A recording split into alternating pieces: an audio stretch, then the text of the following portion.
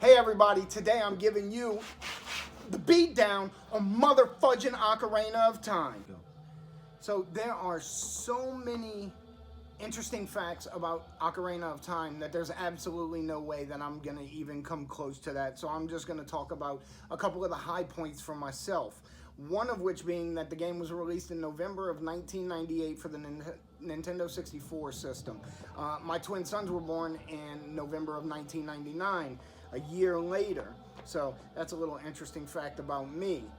The music in the game is very expansive. It was a lot bigger than any music had been as far as Zelda games.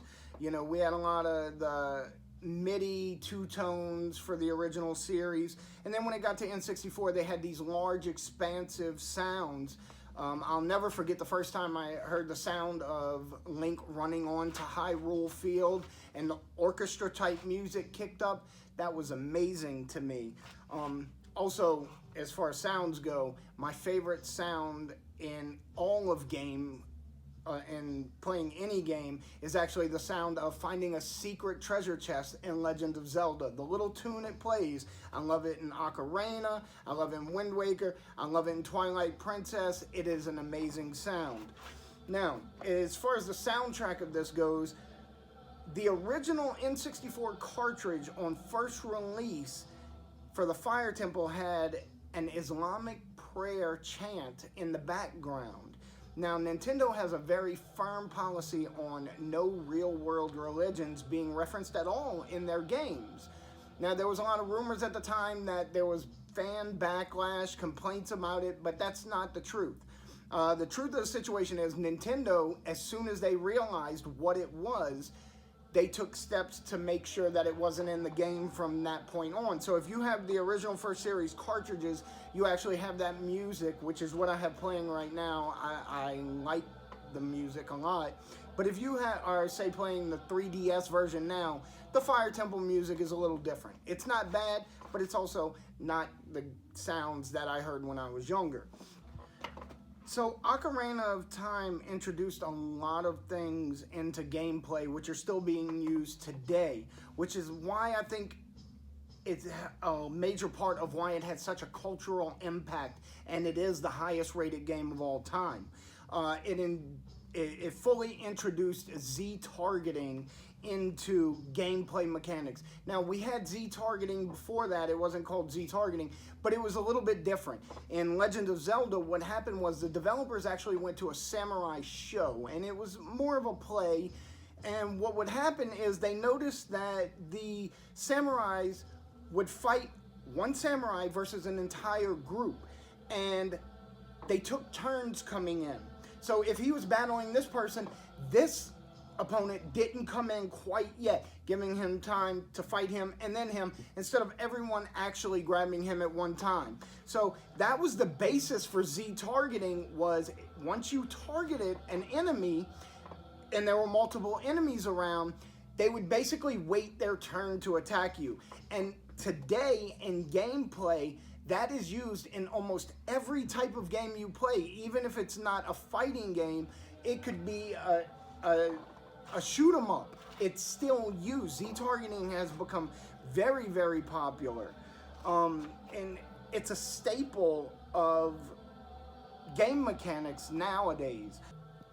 And although Ocarina of Time was not the first 3D platform, it did something completely different than any other platforms did, and that was jam this massive size world onto this little cartridge. Now, Mario 64 was the first real 3D platformer for me, but the way they did it, they had the castle as the hub world, and you just kind of went out from there, whereas Ocarina had Hyrule Field.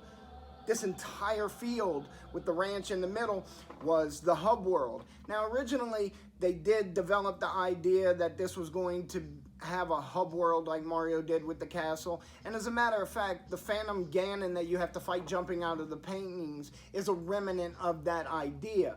But eventually, they just decided to roll on and make this a large, expansive world.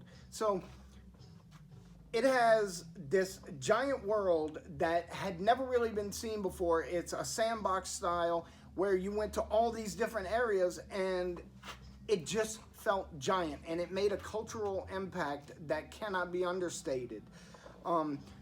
Personally, my favorite temple was probably the Spirit Temple. I very much enjoyed it, although I hated Bongo Bongo. There are numerous bosses that I can beat without being touched at all, which is fun, except for Bongo Bongo. Obviously, there's no way I can talk about this game without talking about the mother fudging water temple. So, my son is playing this now on 3DS, and they've changed some things to where you no longer have to go into your item menu and equip the iron boots and go back and forth doing that. They have it as an actionable button now, which is a great idea. That would have saved me so much time back in the day when I was playing this. And, you know, I drug out time playing this. I took forever to finish it because I wanted to 100% it, and I did on my first playthrough, which took forever. And at the time, I was married with a 1-year-old daughter. You know, I was soon to have twin sons, but I still invested my free time into this. Hey, listen. So, obviously, Navi, who someone wants me to talk about, is extremely annoying. She does come in helpful from time to time. If you're trying to 100% the game, you definitely need her, because she will find ledges and stuff like that for you to play the Scarecrow song so you can hook shot over. Overall, I think she is the most annoying companion Link has ever had. Even though this is by far my favorite Zelda game, I much prefer Midna as a companion from Twilight Princess. There is a massive fetch quest in this game to get a hold of the Begorn sword, and it comes in extremely handy. I highly recommend that if you play this game, you go through the process to make sure you get that sword, because you are going to need it when you fight Ganon at the end, because for a time he knocks the Master Sword away from you and it's shielded by fire, and you can't use a sword while fighting Ganon. However, if you have the Begorn sword, you can put it on your active items under one of your C buttons, and you can hit him with it that way. It's a tremendous thing to have. Annoying as hell to get, but you probably want to have it by the time you face the end boss. So, that's about all I have about this game that I can go over right now. I'm having a lot of trouble thinking today. I want everybody to like, subscribe, comment, leave comments on what games you would like to see reviewed or you would like to see me talk about, and I'll be happy to get to them. Y'all have a good day.